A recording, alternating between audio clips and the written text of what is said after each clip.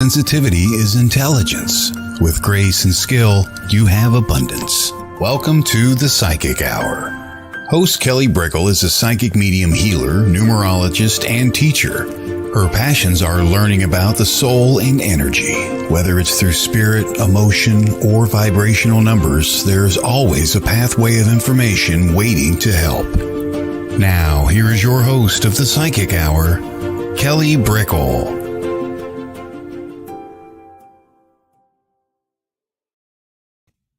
Hello, everybody. Welcome to the Psychic Hour on WLTK-DB.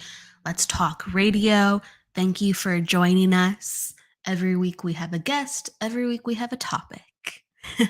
So you always will get something new. Flavor of the week. With something maybe unexpected too sprinkled in, right? This week, we're going to be having Lindsay Marino on the show. She's a psychic medium. She specializes in training others to unlock their potential, whether it's through learning how to be more sensitive as a psychic medium or to train you in a more business sense with growing your business and understanding really what that comes with when you're applying being an intuitive, because I do think, and we're going to talk to her about it, that when you're growing your business, every field is different. It's the same concepts. If you're good in business, you're good in business. Okay. You're going to have foundations. You're going to have, things swinging in your favor a little bit more. You know how it works, right? You know how to generate money. You know how to get your advertisements out there because business is business, It's not meant to be personal, but this work is meant to be personal. And so that's why it's a very unique business to be in. It's a very unique thing. And a lot of people are very sensitive in this business to emotion, to people, to their inner guidance, as they would be, right? And because of that, sometimes business is much more personal. And that contradiction can really kind of complicate things. And as well, if your business is you being sensitive every day and making sure your sensitivity is in line, then you have to take really, really good care of yourself because you do take your work home. You do. You can separate it. Absolutely. There's boundaries and it's learning more clear-cut boundaries and understandings, but you do take your work home because, the sensitivities that you use to live life, not in all ways, maybe depending on the intuitive, because we all have different gifts and we all use our abilities differently. But the way we live life sometimes is the way we read. And so it's about making certain decisions for our maintenance and also for our best good with how we make decisions in business. And it'll be really interesting to hear Lindsay's advice on that because I'm a business owner. I rent space and I work on, the online platforms where, people through Zoom or people locally in Orange County that I see. And I have a number of services. So check me out if you're curious, right? Um, but throughout the years, I've learned so much in business, what it means to thrive and what to do more of and what to do less of. And it is a tutorial crash course. It really is. It's a crash course in understanding yourself and understanding the best decisions to make when you are growing yourself in a way where it honors you, not just from a monetary standpoint, but from a spiritual standpoint. It goes really hand in hand. The topic of the day I really want to kind of talk about because I was inspired, even though that's shaping into a topic of the day itself. I'm I could, but I'm gonna talk about that with Lindsay more. I think that would be just such a natural flow. The topic of the day originally was inspired because you have to listen to spirit and you have to follow the track, right? You have to listen. Is magic, okay? Last week we talked about like wonderment, and that was the topic of the week. And really, it's about taking that next step and embracing the magic. Why is that so important? Because we're really co creating magic when we're working with spirit. Magic is, the intangible. Magic is sometimes originally what we would be in disbelief over. And we are almost alchemists of change through this magic. It's incredible. It, blows our mind what it's capable of doing, sensing, um, how it works with the world. And when you are in touch with your intuition and your spirit and you're using that to help people, you really are wielding magic. Some people get frustrated and they're like, "Ugh, where is the magic, right? I'm looking for signs. I'm developing myself. I just don't get it. I can do it sometimes. I can do it, you know, when I least expect it. And it's about co-creating magic at the end of the day. Um, the reason we're able to get things from spirit or psychically, why we're able to get impressions of, let's say, people, rooms, energy, is because we are in a place where we're working with either another person's energy or with spirit. Okay. And that's a process that doesn't happen just from ourselves. That's a process that happens with practice of learning how to work with another's energy, because it's not just us. We're not just rock stars rocking it and the best in the world at this skill. They're not just showing up and going, okay, I'm gonna do this, let the magic happen. They are on a co-creation level, please know that. And that co-creation level is communicating with your spirit team. It's about really knowing your skills, and it's about working with spirit. That takes time and practice. It really does, because energy is constantly evolving, your understanding is constantly evolving, and spirit works with you with fluidity. Okay. So, where the magic happens, co creation, and allow it. And let that wonderment to really cascade into something that is truly magical. The co creation of what you can create far beyond yourself. You know, think about anything that you are fascinated with spirit. All that happens because something greater than yourself is at work. You know, psychic mediumship is about connecting to the universe, which is so vast, and it is so expansive, and it blows your mind, the possibilities. And through not just yourself, you're creating this connection, this network to that information, and you're being guided to and helped through that information. Look here, feel that, hear this, right? That's not coming from our faculties. That's teamwork. And so with teamwork and a little bit of magic, my goodness, if you want to help others, that goes a long way and then some. It's brilliant. It's wonderful. So whether or not this magic is spontaneous for you, or that it's something that's built up every day, it is something very, very real. And, a lot of people go, again, why am I only able to do this at random? And it's because, you know, it's a skill. It's a skill. Spirit is going to inspire you, on the fly, and you're going to go, "Whoa, this is real. Oh my gosh. I was just living my life and this happened. I can't ignore this."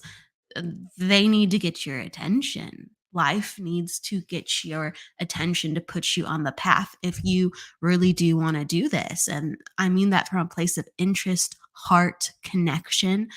If you are connected to this work, you have to be aligned. And sometimes people are too busy living life to create that for themselves. But once they are on the path with co creation and help of spirit and belief in this magic and coming on board with creating it yourself, it starts to evolve from there. And it's not just spontaneity, it's skill. It's built up energy that you can understand, wield, and work with. And that's where the magic happens. So, with that being said, to bring in some magic, we're going to bring in Lindsay and say hello to her. Hi. Hey, how you doing, Lindsay? Good. It's so good to see you, Kelly. And I'm so happy to be here. It's awesome to see you. I haven't seen you in a long time. And so I'm going to introduce you for those who don't know Lindsay. Lindsay Marino is a psychic medium, business coach, and intuition mentor. She specializes in holding masterminds and training psychic mediums to grow their businesses as well as their abilities with retreats, classes, and more. Whether through teaching or connecting to the other side, she puts her whole heart into what she does. Please welcome Lindsay, everyone. Thank you. Absolutely. I feel like the last time we saw each other was California in person. I think that was the last time. Was it California? Oh my gosh. LA? Or was it someplace else? No, it wasn't California. It was Chicago. It was Chicago. We talked about California, though. I remember that you were, taking a course and we were kind of like, communicating about it. I'm like, that's so cool, and that was like 2015. We've talked like kind of like off and on, like, hey, what's up? Or, right? But yeah, it's been a long time. I know. And part of it feels kind of like yesterday. Where I met you was Chicago 2013 at the Lisa Williams training. Yes, that was it. I kept thinking it was LA, but it wasn't. It was Chicago. That was the training in 2013. We both did LA after that, but at different times. So, that's kind of how we're connected, from Chicago to LA. Yes, exactly. And my goodness, wasn't that just like a crash course week? Yes. It was so much. So life-changing just to meet and connect with people. I think there's so much of that benefit to connect with like-minded people. It's so powerful when you're developing and learning about mediumship and psychic development, because it can be a lonely journey if you're not going through it with other people. I think it's a very powerful thing to be able to connect with other people that are they have the same intention to connect to the other side, which is so beautiful. Absolutely. And where we were was 5 days, almost isolated, because it was all day classes. And so you had to be with other people, even people who would have normally, I think, shied away from others. Like, you had to be with people to a large degree, or to, a small degree, but all day. Yes, totally. Full immersion, which is the most powerful thing to do. Full immersion. Yeah, that's a great way to put it. So even though I haven't seen you in quite a bit, there's almost like this bond that I have with you, because we went through so much with learning over those 5 days. Totally. Yeah. I feel the same way. It's funny what can happen, especially when doing this work, because we're so sensitive to energy that your heart opens up automatically when you're doing this work. And it's such a beautiful thing that you can make these, friendships, even if you don't see each other. You just know that you've had that understanding and gone through the same thing, and it's beautiful. Absolutely. And it just inspires everything going forward to, oh my gosh, the levels are the doors open beyond, right? And so, since stepping out and kind of creating your own business, what has been your journey since you fully embrace kind of putting yourself out there publicly? I'm going to ask you about your story too, and how you got into this work, but I want to ask you too as well, when you took the step out and you started creating and learning about yourself, and really saying, I want to go in this direction. This is how I'm going to narrow in with my work. How did that evolve and blossom? So it's funny, because those of you who don't know me that are listening, I was a third grade teacher. So I was teaching for 7 years, and I really thought that I was going to retire as a third grade teacher. The teacher in me has never gone away. I always joke around with my students that are adults, and I'll say the third grade teacher in me is coming out because it doesn't go away. So I do love children. I love working with children. But at that point in 2013, that was like the very beginning stages where I wanted to develop this ability, but it was more to connect in with my own past loved ones, specifically my former boyfriend that had passed in a motorcycle accident. And it ignited me in the direction of wanting to connect in with him. And I kind of got wrapped up in signing up for the class because I'm like, oh, I'm just interested in this. And I'm like, I'll just apply. And then it led to this beautiful moment of complete change in my life. And since that starting class, the beginning stages of it, I just really just followed the breadcrumbs and really just stayed within my feeling of my heart, like, okay, I'm going to take this class, or I'm going to spend more time doing private readings. I did a lot of volunteer reading for years beforehand. Before the class, I was really honing in and connecting with my own loved ones. And then what ended up happening over the years is I was giving these readings and then meeting different clients. And then they were asking me, well, are you teaching? Can you teach me about intuition? It started with intuition, the simple, the process of that. And then that led to the mediumship. And then that led to people saying, well, how are you running the business? And, my students kept asking these questions. And at first I kind of resisted certain things. And then I just trusted the feeling, and it organically grew into something that I never thought that it was going to grow into. But it started with grief. That's where it all started. Did you have any interest in intuition or energy, or did you notice some things before grief really opened that door for you? It's funny because I grew up Catholic, so I was very connected to the Blessed Mother and the saints.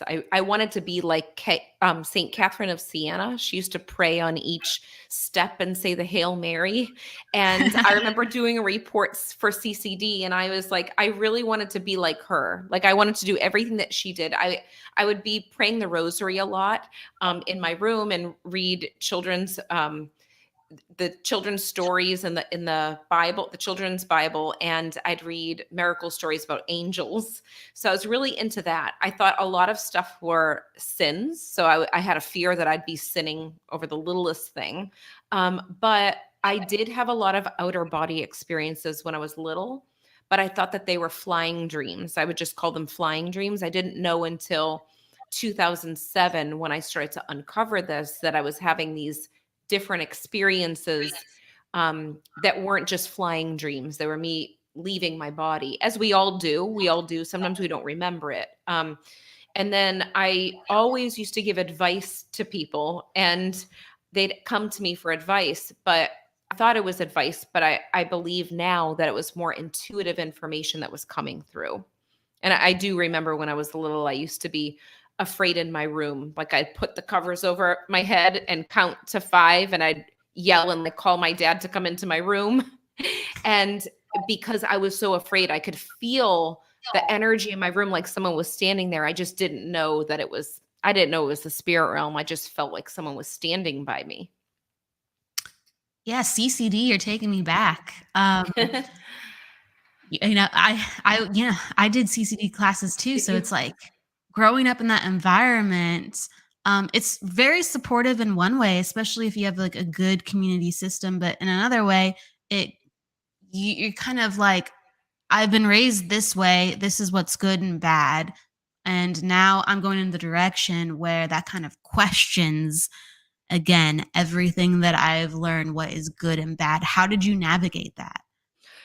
Okay, so that's a really good question, because before Nick, my boyfriend that had passed, before he passed, I would get in my head about like what's a sin and what's not.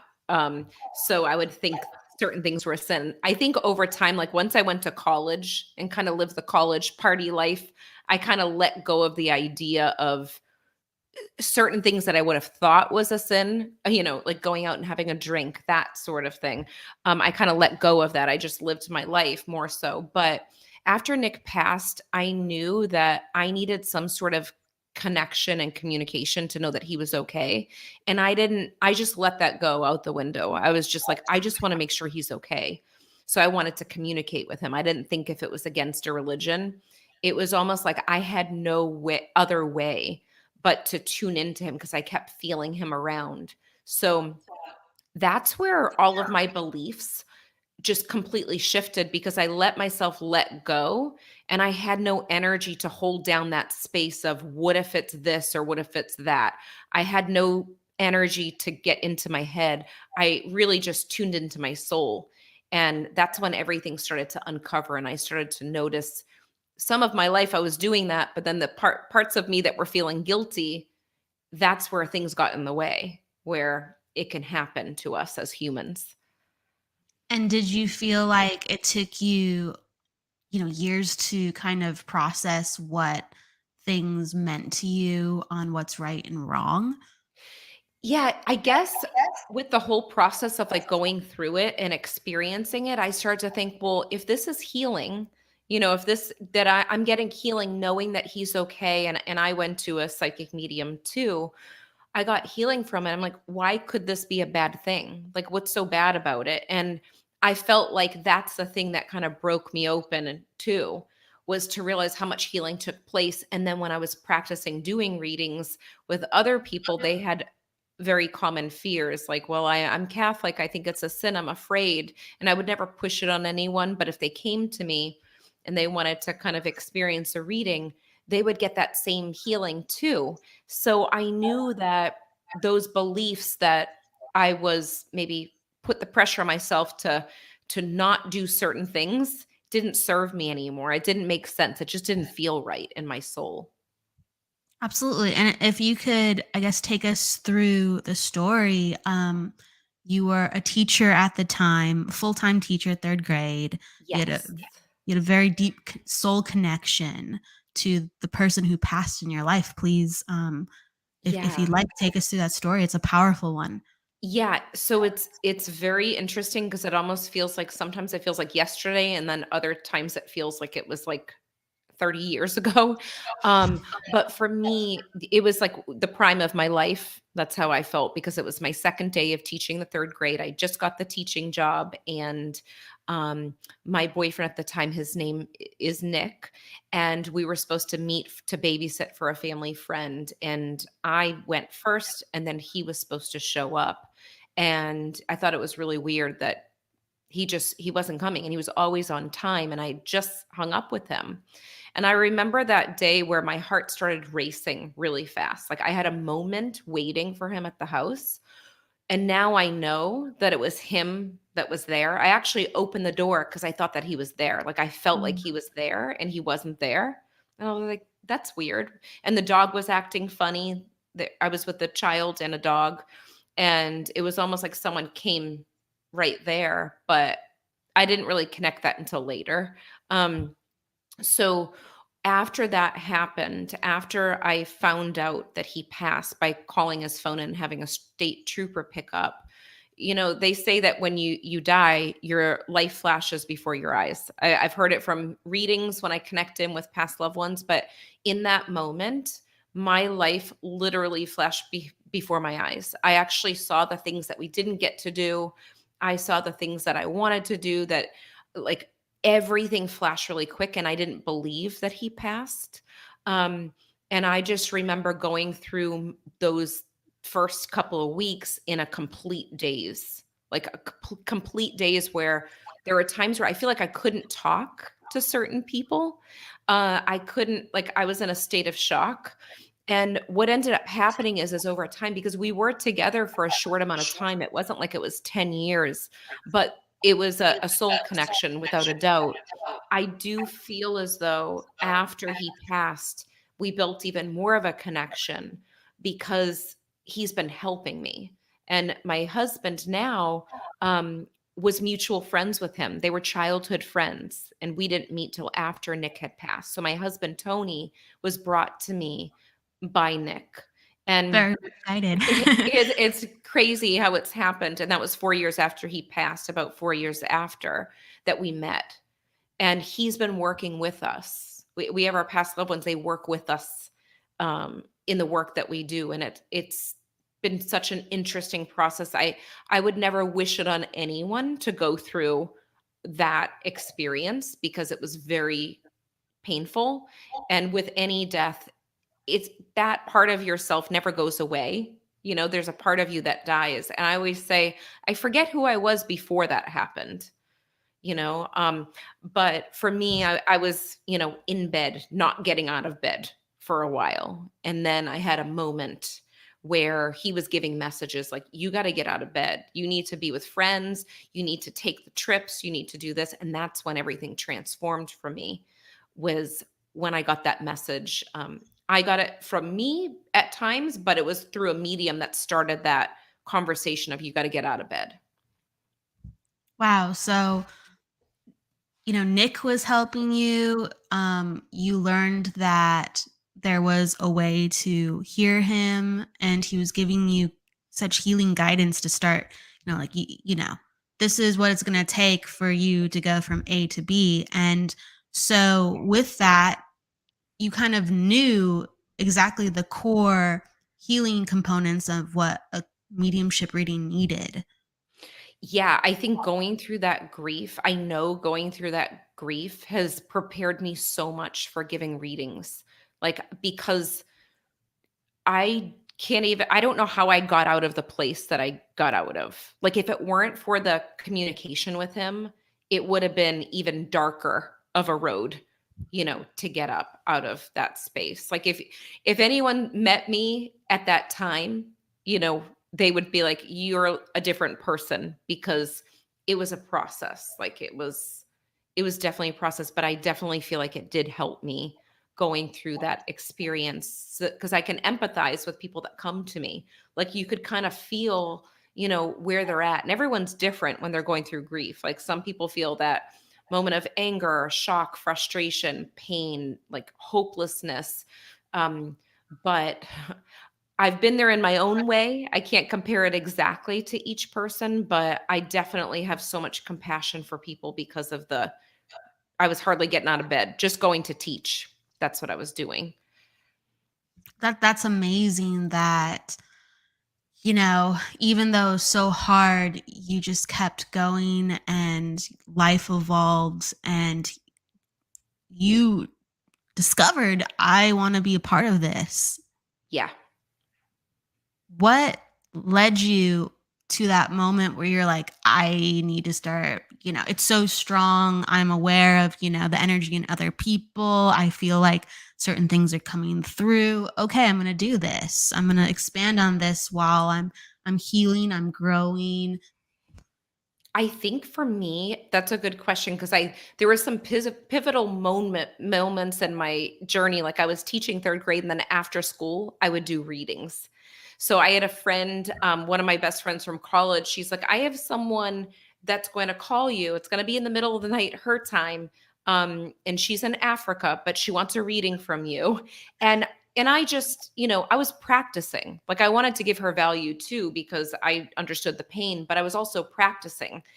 When Absolutely. that stuff started to happen, like when the family members, one person got a reading and then someone else got a reading and then they sent other people, it got really busy. And I knew that my hand couldn't be in teaching the third graders and doing the readings, because I was getting very busy with the private readings. And then I was doing events and I wanted to travel. And at that point, I remember I was starting my radio show. And before all of this, I was hiding behind a yellow flower on my Facebook page. And my name was Love Energy. So I didn't say that it was me. Like, my friends knew it was me, but like all the new people that would come, they would just know me as Love Energy. So I would have That's like a cool, though. Facebook group called like Gratitude Equals Magnitude. So I'd share quotes because that's what I felt comfortable with. But I remember there was this moment where I felt like there was more. Like, I knew that there was more. My soul I was intrigued by this process and I was getting busy, but it was exciting for me. And I read the book called Dying to Be Me. I talk about this book a lot with my mediumship students too. And it's all about the near death experience of a woman named Anita that died, went to heaven, and came back. And she talks about the power of being yourself. And that's what caused me to get rid of the yellow flower behind my Facebook page, start a radio show, put myself out there. And then I'm like, okay, I can't be hiding. Like, I can't be the third grade teacher and the psychic medium because I'm half doing it. I was afraid that like the kids' parents would say, oh, there's a psychic teaching the class. So I felt like I couldn't do both. Like my soul pulled me out of the system, you know? That's amazing that you were, teaching full time and then you were doing readings at night. That's a full loaded schedule. How did you Yes. do it? Yes. I had to figure out the schedule that worked because I think I did 2 readings after school a couple times a week. And then on like Saturdays or Sundays, I would do some readings. But I think that's kind of the big thing with the business. And I'm calling it a business because that's the best way to say it. It's really like my purpose, but the best Yeah. way to describe it is a business because, it's part of that. The purpose, you can still get paid for your purpose. And that's what it was. But when it started to get busy, I started to realize that I had to restructure the schedules because when you are doing this work, it's not like a 9 to 5 job where you can do readings all day, every day and feel great. You really have to figure out, it's about balancing and integrating the lifestyle too in it. So I found that leaving teaching, I had to figure out my new schedule too and figure out what worked for me because it wouldn't work if I didn't adjust it the way that I have now. And I think trusting the evolution of it is so important over the years. Absolutely. We need different things at different times. Different, reading schedules are Yeah. going to be, coming up based on our needs. And please talk about that. Yeah. A teaching schedule, a full-time job schedule is very different than your reading schedule. Because a lot of people, when they first start, as I'm sure you know, logically you would think, I'm going to, devote 8 hours to this every day. I'm going to do maybe, 8 readings a day because that's, a reading every hour. And that is just energetically, oh, no, don't do that. It doesn't work well. I know. For years I was doing 5 readings. So I would have them like one at 9, one at 10, and then I'd have like an hour break. And then the other 2 would be the other half of that day. At the very beginning stages, I had nighttime readings because that's what would work. I was Yeah. very afraid to change my nighttime readings, like the after school readings, to have daytime readings because I thought, well, what if my clients can't make it? But what I recognize is I needed to be best for me so I could be best for my clients. So what worked for me was I would rather do them during the daytime. So I shifted it up. And when I'm doing my readings, I'm doing my readings some of the time, but I'm still a teacher. So I absolutely love to teach all about mediumship development, but then also how to go deeper with, those abilities and membership for mediums too. So because I have that balance of the readings plus the teaching, it feels really good. And part of that whole process, I believe, like my philosophy on mediumship is there's so many different parts to it. There is the self-care part, and that's not just going, getting massages. Like that's very important, but it's a mindset piece around it. So Absolutely. the mindset piece comes into play with self-care. That's such a huge, you could get all the training in the world for mediumship and practice all the skills in the world, but if you don't practice your mindset, you will feel like you're getting eaten up by your own thoughts, negative thoughts, or focusing on everything around you that you're putting on the gas and then you're putting on the brake and then you're putting on the gas and you're putting on the brake. So having the balance of that self-care, the physical exercise, like the nutrition, and then the practice. So that's where it comes into play for me when it comes to scheduling. That's part of my purpose right there, is to have a human life while I'm also doing my teaching and my readings too. Absolutely. You went from a school schedule to a you schedule, Yes. and uh the self-care is so important. It's not just because, we have our own businesses, so we have the extra time. It's literally about, understanding ourselves on a deeper level. That's part of the work. A lot of, how can I put it? It's hard work, like, to Yeah, understand your emotional self in layers, so to it's think true. about it, people are going like, "Oh, must be, nice to just have all that time for yourself," and it's like, actually, it's a lot of hard work. You're Yeah. constantly reviewing emotions, you're learning about things, you are pushing yourself so you can Yeah. give that to other people. Exactly. Like that's exactly it. It's almost like you have to be doing the work, the inner work, and that comes back to like having fun too, Yes. with the human side, because I know that it's so easy to do all the work and the self development, all that, and then it's like having fun and having those human experiences. I think one of the big things that I've found with working with all these psychic mediums is we all have the same insecurities and fears, and sometimes we could put ourselves on this, this idea of it has to be perfect. Like we have to be perfect people. But just because we're psychic mediums doesn't mean that we have to be perfect. Like we're still learning too. During the session of the reading, we're doing the best that we can to see through a clear lens. But we also have that human side to us, and that's what we're meant to be living. We're meant to be living that human life. So some of the insecurities that have come up from my mediumship mentorship students, and even, my students that have been doing it for 20 years, they feel like an imposter at sometimes, like in those moments of, am I supposed to be doing this? Am I good enough?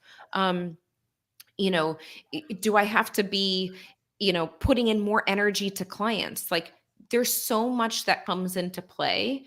And also the other thing that people think is, well, what if I'm not at the right level, to develop in this circle? Or what if I'm, I need more practice in this? And it's like the judgment can really take over. And that's why I feel really strongly in like that repetitive action in that communication and time for yourself too, to have those conversations with yourself and myself, like what's going on today, like how are you feeling, what's Yeah. happening. The human psyche plays such a fundamental effect on how we read. And even Yeah. people who are, let's say, developing and have their spiritual team with them, and some of them don't, I guess, they don't know how to do the emotional work. And I'm sure that's something that you lead people through within, your masterminds and your mentoring.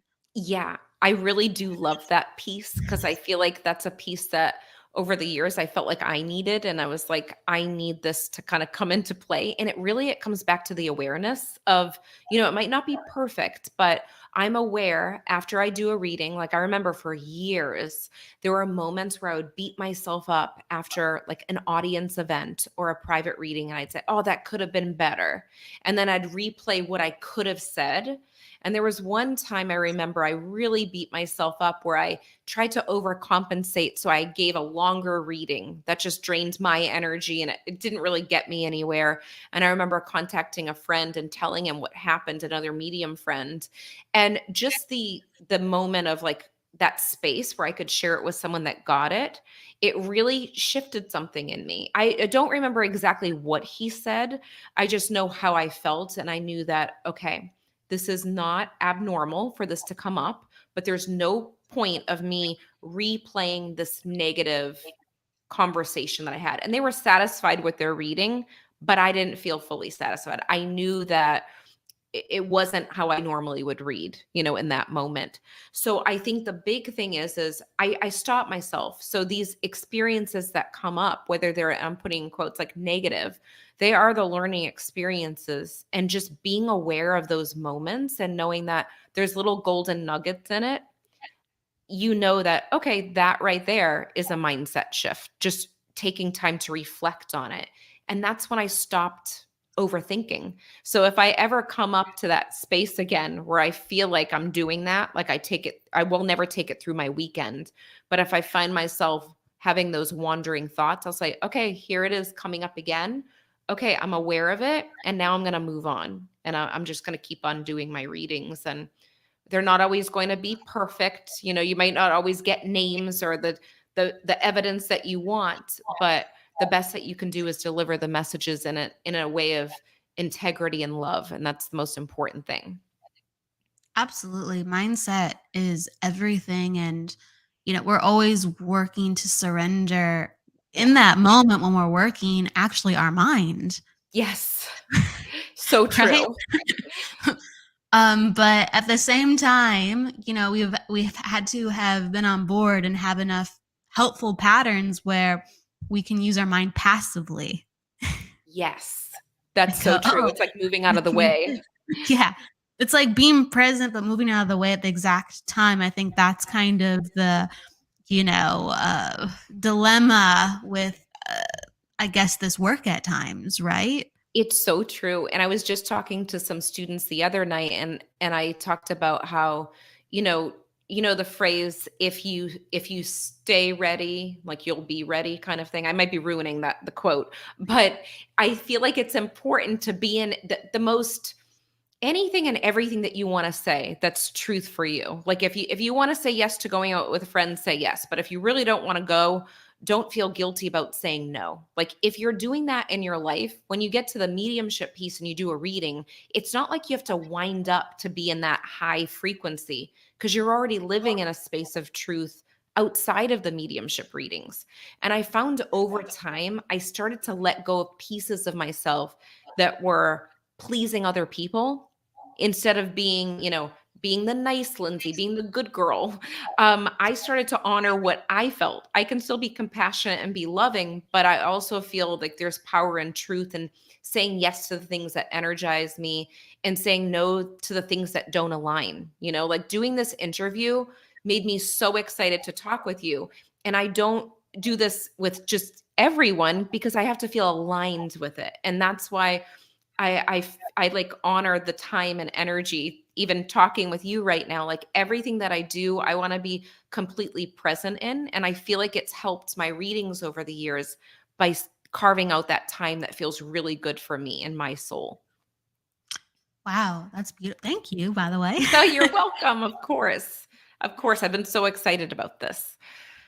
I appreciate the good vibes. I'm always excited to talk to you too.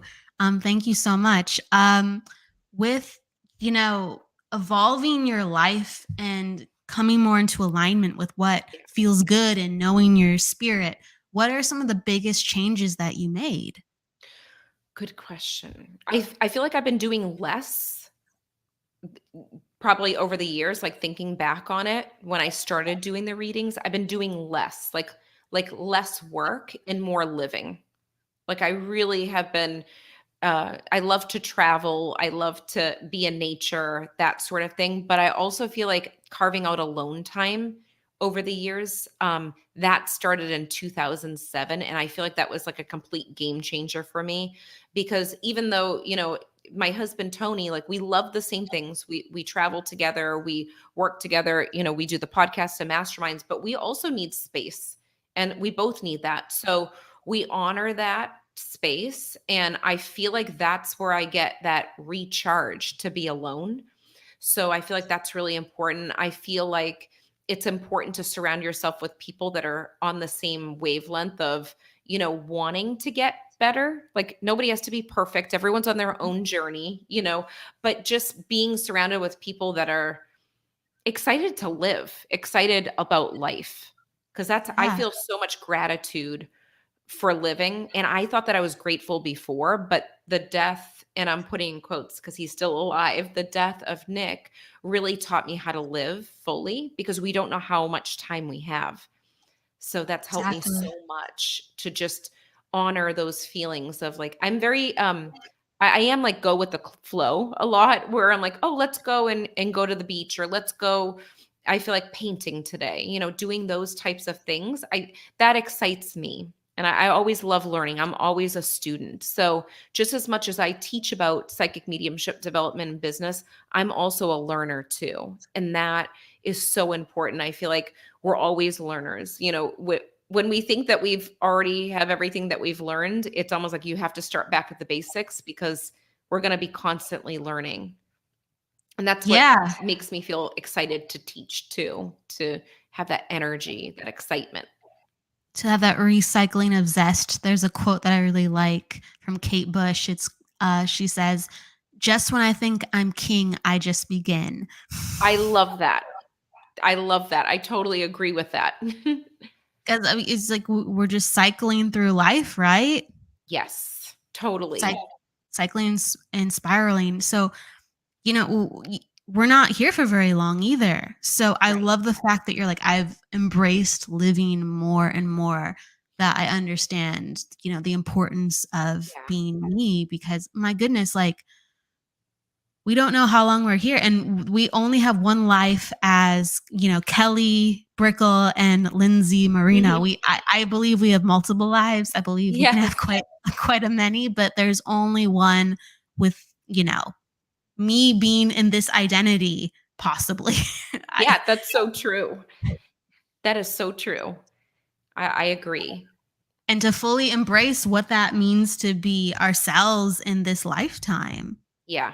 I feel like I'm still trying to figure out certain pieces of me. Like I know who I am. There's an essence of me and then there's pieces of me that I see that are kind of coming out. And when you're around certain people, sometimes they bring out those pieces of you that you're like, "Oh, I forgot about that side of myself." Yeah. Or so that's really a beautiful thing too. I feel like it's an ongoing process.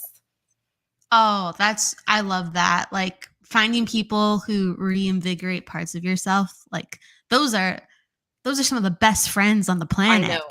It's so true. It's so true.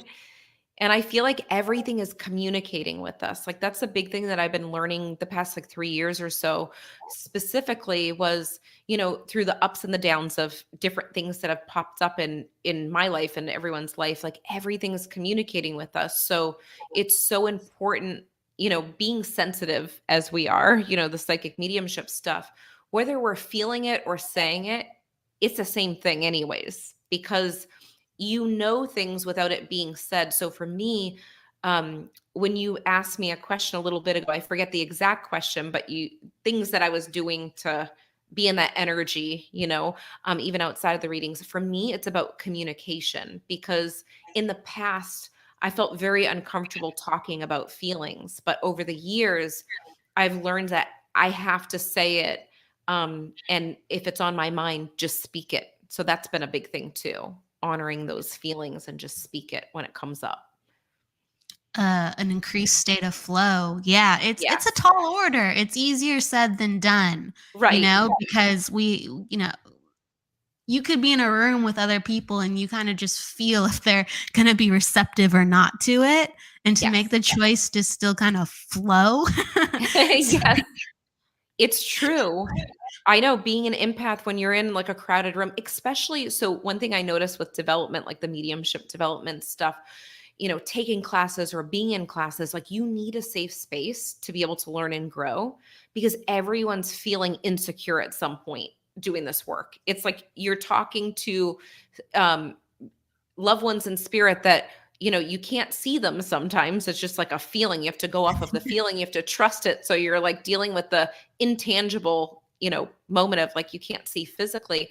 So when you're dealing with people that are feeling insecure and then you're feeling insecure yourself and then you're not communicating, it makes it so complicated. So it's important to be vulnerable. And that's the one thing that I talk about with the students is like, be vulnerable. That's where the magic is going to take place, by sharing your insecurities so that we could get them out on the table and just go with it and have fun. And that's why there's so much growth that takes place, because they feel safe that they can show up and be themselves and not feel judged. And surrendering that second guessing, where Yes. when second guessing comes into play, and you've learned not to fully trust your beliefs, you're always kind of having to get past the censor that's locking in who you want to be or what you want to say. Yes. Yeah. Like before you actually, it's like giving a reading when you could overthink it before delivering the message, and it's like that we were talking about, like moving out of your own way when it's happening, because it can be one of those things where it slows you down when you overthink it, and that could come up. For sure. And, I can definitely empathize with the story that you mentioned of, when we're overthinking things, we over explain things. Yes, totally. I'm like, Yeah. I could make that much more concise because they know what I'm talking about. Right. Exactly. Exactly. I know what you're talking about. It's like cutting down the filler words or the waffling when it's happening. That's something that I've worked on over the years, and I could catch myself at different points too doing that. So Absolutely. Because we're in the, job description of being a translator, and you do have to be specific when you're being a translator. So sometimes it's like, how much should I go into this? Exactly. It's funny. It kind of reminds me of something that happened to me. It was at my first group event. It was soon after our class, and I did it with 2 other mediums. And it was in Chicago, and I was the third medium to go. So I had to deliver the messages as the third medium. And I was pacing back and forth in this hallway in the hotel. And the niece of one of the mediums was there, and she watched me. I want to say she was like 12 or 14 at the time. And she looked at me and she's like, when I see people pace, I always thought that it meant that they were nervous about something, and I'm like, you know what? You're very, observant. Yes, I am really nervous because I'm about to speak. She's like, what are you nervous about? And I'm like, well, I just want to make sure that, the spirit realm is there and there's past loved ones that are going to come in through. And she's like, but you don't have to think about what you have to say, because it's almost like the game of telephone. Like they just tell you what they want to say, and then you say it to the audience. And like whatever she said to me, like she unlocked something and it stuck with me.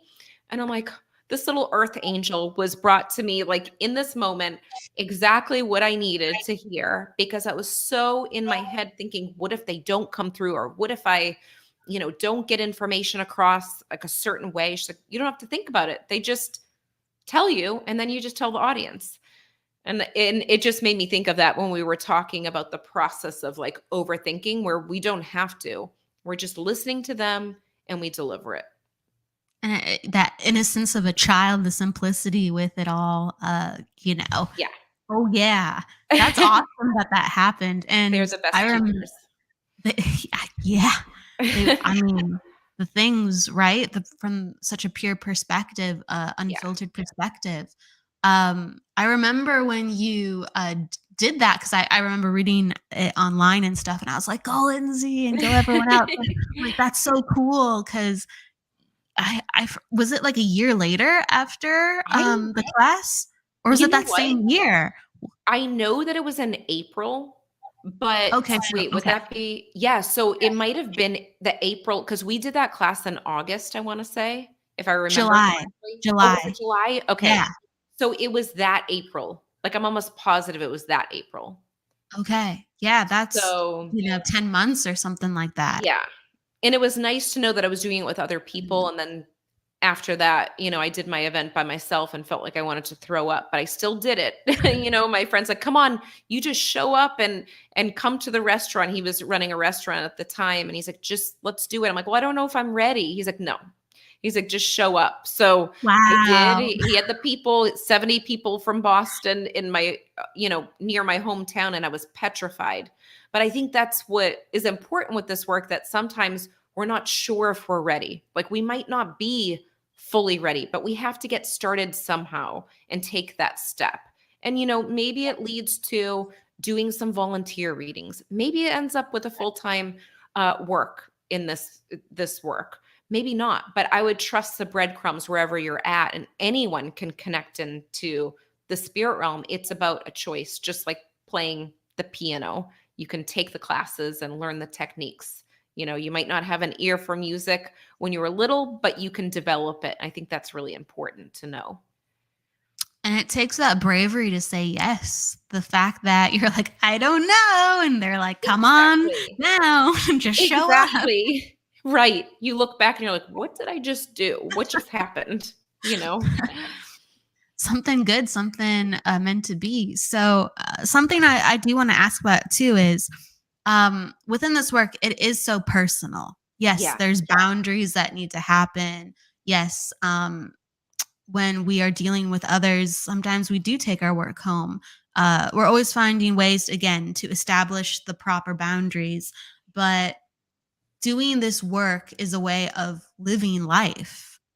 It's Yeah. not a typical job. So, what advice would you say to someone who's starting their business within psychic mediumship or healing or, the metaphysical Right. field? Okay, I would say to say stay laser focused on what you want to do. It's very easy to get distracted by the noise. And you might see someone online and think, "Oh, they have it together." And they're doing this and maybe if I do it like that it will work. It's not always going to work the same.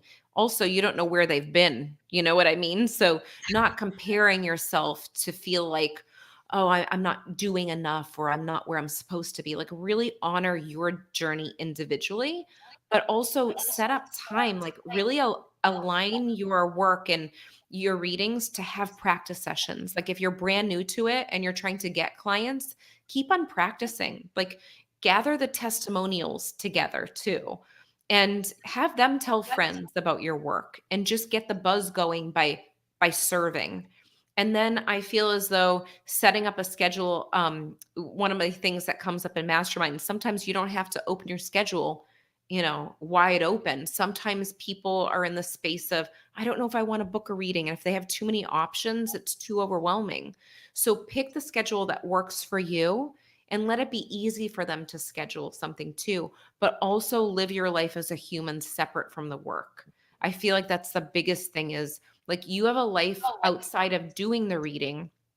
You'll come back better for your clients or your students if you're teaching. So make sure that you do have that life outside of the work and don't put so much pressure on yourself. Like have fun. Because there's been times where I'm like, I have a friend that just went to the spirit realm and I was leading my retreat and there was a moment where I got to stay on schedule in this moment. Like it was like a window of time. Like I got to make sure I do this. And I heard him beside me say like, just have fun. And I'm like, oh, I forgot. I had a moment where I like got in my head about making sure I was on schedule and I shared it with my students and they understood that side of it where just have fun. And we learn so much from the spirit realm. Like, take their advice too. Even if we're getting messages for other people, we're experiencing healing by listening to their messages. And most of them say everything goes back by in a flash. Like, do what makes you happy. Don't try to make everyone else happy because you're never going to satisfy everyone. You could be Mother Teresa and someone's going to be upset with you. You know what I mean? So just do what makes you happy and it's going to change everything. I feel like that's the most important thing. The only way to happiness is with a homemade recipe. I love that quote. I love it. I never heard of that, but it's so true. You inspired it. Oh my gosh. That is like the best quote ever. I just saw you like whipping up something in the kitchen while you're talking about that. And I was like, okay, I'll go with it, right? It feels That's like amazing. It's true. It's true. Every one of us has different plans for what we want to do with our life and just honoring that. Different tastes. Exactly. And, Yeah. like sometimes people are like, don't do that, right? And it could be even Yeah. from a work sense, don't do that. That's not the way it's done. And then you just see that they're working with a different type of energy because that's the way that they run, they function. Like they had to discover that for themselves to bring that forward for other people. And, there's no rule on it.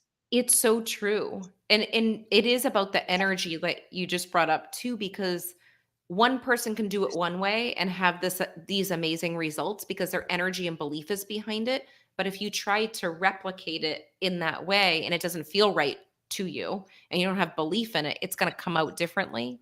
And what I tell my students too is no matter what you learn in this class, if there's something that doesn't resonate with you, put it to the side.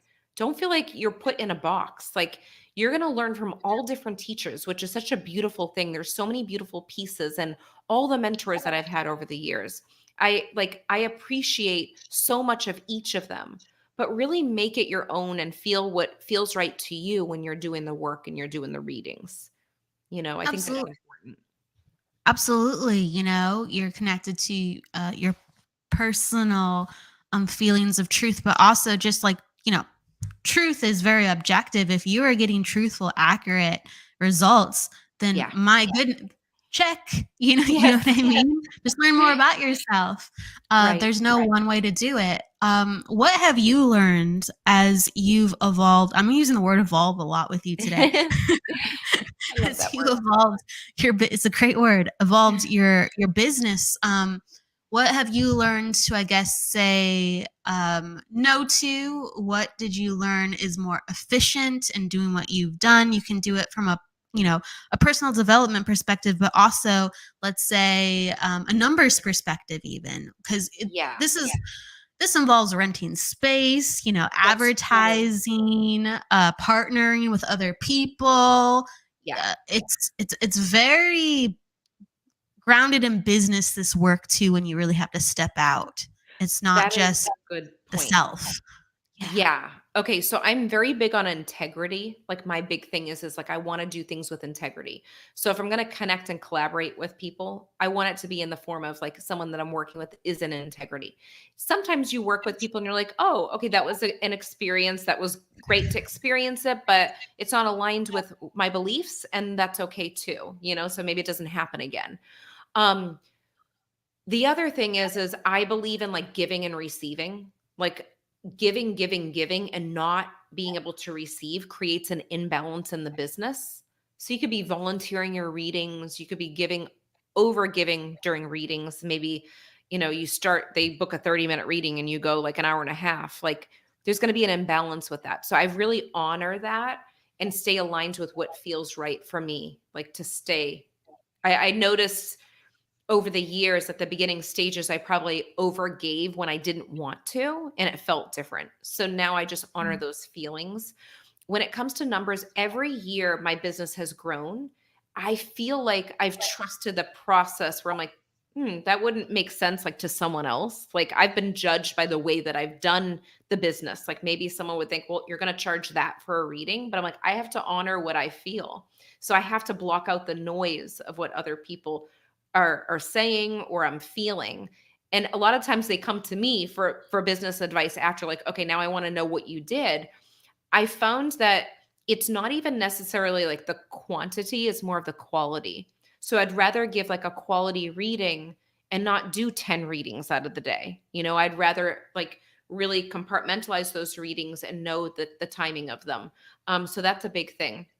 The other thing is I feel like I always share, like if I post online, I share from a space of like I feel that energy in the moment. I don't just post just to post. Like it's an emotional feeling when I put something out there or share something. So when Tony and I create a podcast, like we literally will have to feel into the topic and feel really good about it. Like before we start talking about it. Like we're not going to just put out mindless things just because. And I feel like that Yeah. impacts business too, like that creation process. When I create courses, a lot of the time, because I've been in the teaching field for 20 years now. It's been 20 years because I started going to college for teaching in 2002. So for 20 years, I've been around like teaching students or in the education. And so lesson plans for me are like very easy because I've been in the school systems. I had to create all of this and I've seen how different people learn. But one of the things that I've noticed with this is you have to have the brain space or the space to create. And in order to do that, sometimes it's not sitting at a computer to create. It's actually leaving your space and going to a coffee shop. Like every week, my husband and I, we have a meeting on Fridays. And we got that from the teaching system because we used to hate our faculty meetings when we went and did that. He was a teacher too, not at the same school as me, but what we gathered from that, there is importance of meeting and having consistency. So every Friday, we will go to a coffee shop normally. We usually leave the house. Like sometimes we'll go to the beach, like a coffee shop by the beach too. And we even did it when we traveled to Italy. Like we had our meeting in Italy. We still made it fun. And it's just simple questions where the start of it is positive praise. So we give the other person positive praise for that week. Like, I notice you did amazing during this time with your students, and like specific praise. And then we go down and we look at the numbers for the week. Like, okay, what did we do this week for numbers? Like who came in for clients? And then also at the end, we'll reflect on what we can do for the next week. So it's like, it doesn't take long once you get the system down, and you don't have to have someone else there to do the meeting. You can do the meeting by yourself, but that meeting is a complete game changer for me, because a lot of people wait until tax season to figure out, like, how did I do with the work that I was doing? And we're talking more about numbers right now. But that Yeah. does come with the energy, because it creates belief in you to know that, okay, I'm doing something that's working, or I can tweak this in a different way. Oh, that's great advice. I mean, you become so aware. Yeah. You become so present, and these are my goals, and this is what I'm building, and this is what I'd like to tweak, and Right. this feels more right. And even more wonderful, you have a partner to bounce that off of, where they're Yes. in the same spot. And I love how you begin with the positivity, like, hey, Yeah. this is where you're rocking it, and this is what I saw, and it Right. sounds so productive. Yeah, it really is. And it's like, in the days that we, like, there were weeks where we were traveling at one point and we're like, oh, we missed 2 weeks of a meeting. We felt completely different not doing the meeting. You could tell the difference. So it really makes a big difference to do that too. And It's a oh, go ahead, go ahead. I was gonna say, like, the creation process is fun too, aside from the meetings, like going and hang out and having fun, just setting the intention, like, okay, I'm open to receive information for a course or a mastermind. And then go and, like, I remember we were riding bikes and the idea of the membership came about. And my husband's like, after the mentorship, they want more. So, because I'm like, I don't want to create another course from this. And he's like, what about a membership? And I'm like, well, I don't want to be on the computer all day. And he's like, well, you don't have to. You can make up your own rules. And I started to recreate on what felt right to me and what I needed when I was doing this development. And I implemented that in the membership. And it was when I was riding my bike that things started to come to fruition, those ideas. So I think kind of letting go of the box that we put ourselves in when it comes to like business, that it has to be so structured and it has to be a certain way that we can, we're creative creatures that use imagination. So why not go out in nature and change it up to get the info?